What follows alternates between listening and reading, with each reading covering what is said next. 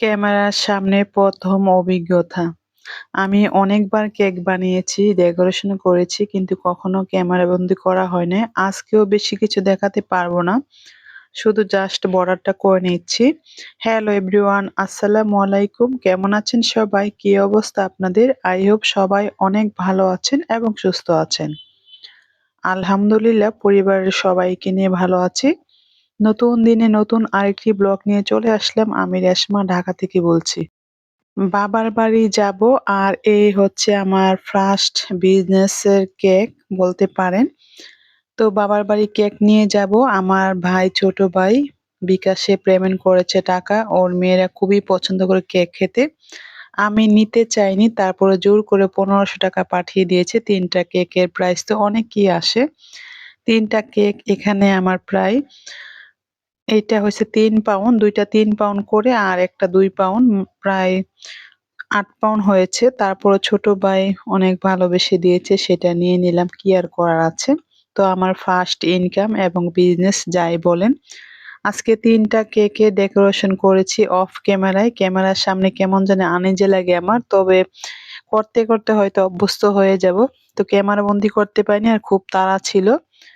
২ ঘন্টাতে আমি ৩ টা cake decoration করেছি। তো আমার কেকগুলা কেমন হয়েছে অবশ্যই কমেন্ট করতে ভুলবেন না। আমার কাছে বেশ ভালো লেগেছে মাশাআল্লাহ। আর ক্যামেরাটা যেহেতু আমার মোবাইলটা বেশি ভালো না আর ক্যামেরাতে ভালো আসছে না। বিশেষ করে কেকগুলা বাস্তবে আরকি রিয়েল ভাবে যেভাবে আমার সামনে মানে আমি দেখতেছি মাশাআল্লাহ কি বলবো অসাধারণ ছিল। আর এই কেকটা অনেকটা সুন্দর ছিল একদম রিয়েল, রিয়েল আরকি খুবই সুন্দর ছিল। তো আজকের ভিডিও যদি কোথাও কোনো অংশ ভালো লেগে যায় প্লিজ লাইকটা দিতে ভুলবেন না। বাবার বাড়ি যাবো, আপনাদেরকে সাথে নিয়ে যাবো। তো এই তো ফ্রিজে রেখেছি। মনে হচ্ছে আমি একটা বিজনেস করছি আরকি কেকের। তো ফ্রিজটাও ফাঁকা যেহেতু ফ্রিজে কোনো সবজি নেই।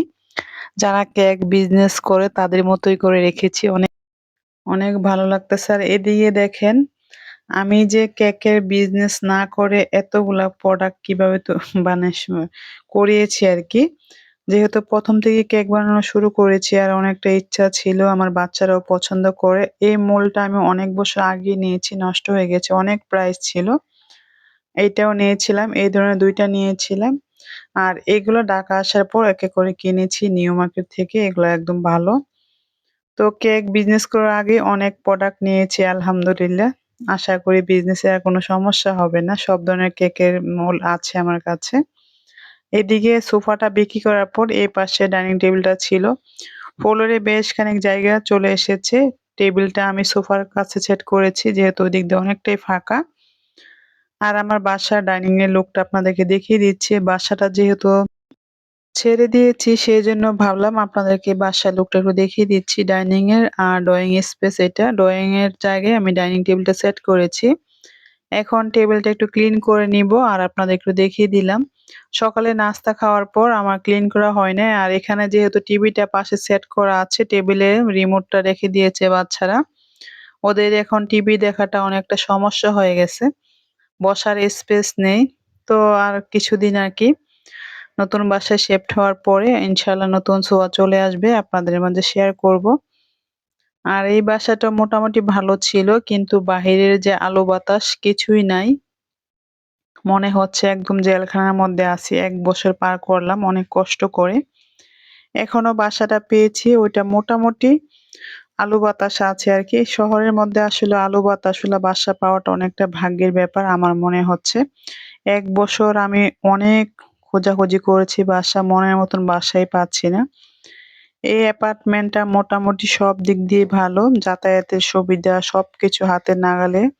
আর বাসার সিকিউরিটি খুব ভালো আরকি। সিকিউরিটি মেইনটেইন এর বিষয়টা খুব ভালো। সেজন্যে আপনাদের ভাইয়া বলতেছে না এখানেই থাকো আর বাচ্চাদেরও পছন্দ। সেক্ষেত্রে বাসাটা পেয়ে নিলাম। ৩ বেডের বাসা, উপরে যাবো ৮ তলা। এখন আছি 7 এ আরকি, ৭ তলা আছি। তো এই তো আমার টেবিলটা ক্লিন করা হয়ে গেছে। রান্নায় চলে যাবো। রান্না করবো আজকে দুপুরে কচু দিয়ে পাঙ্গাস মাছ রান্না করব। সাথে মিষ্টি কুমড়া ভাজি করব চিংড়ি মাছ দিয়ে, লাল শাক আর আপনাদের ভাইয়ার জন্য মাছের ভর্তা করব। সে পাঙ্গাস মাছটা খেতে চায় না, তার জন্য অন্য মাছ দিয়ে শুকনা মরিচ দিয়ে ভর্তা করব। রান্নাটা ডিটেইলস শেয়ার করিনি, দেখিয়ে দিলাম। বাবার বাড়ি যাবো, বেশ কিছুদিন থাকা হবে মোটামুটি। এদিকে টেনশনে পড়ে গেছি গাছগুলাকে নিয়ে। গাছ আমার এতটা প্রিয় কি আর বলবো। এই সমস্ত গাছ আসলে সহজে নষ্ট হয় না। তারপর টেনশনে আছি বেশি, যেহেতু আলো বাতাস নেই বাসার মধ্যে বা বারান্দা তো নেই। বারান্দার মধ্যে, বারান্দার ব্যালকনির মধ্যে আমার এসির যে মেশিনটা সেটা লাগানো আছে। সেজন্য নিচেও তেমন রাখা যায় না। আর মেশিনের যে গরম হাওয়াটা বের হয় সেজন্য গাছগুলো নষ্ট হয়ে যায়। বারান্দায়ও কিছু গাছ আছে। তো দেখি বেশি করে পানি দিয়ে যাবো আর আল্লাহকে ডাকবো যেন ভালো রাখে। গাছ আমার খুবই পছন্দের একটা জিনিস।